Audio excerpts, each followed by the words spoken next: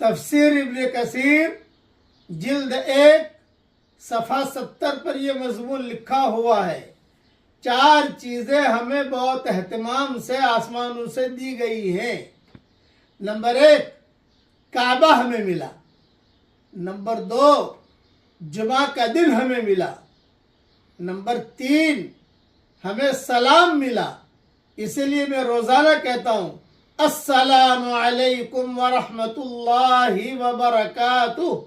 آپ بھی اس کا جواب دینے کی کوشش کیجئے اور سلام کو خوب پھیلائیے، یہ اہتمام کے ساتھ ہمیں ملا ہے، پچھلی امتوں میں یہ چیزیں نہیں تھی۔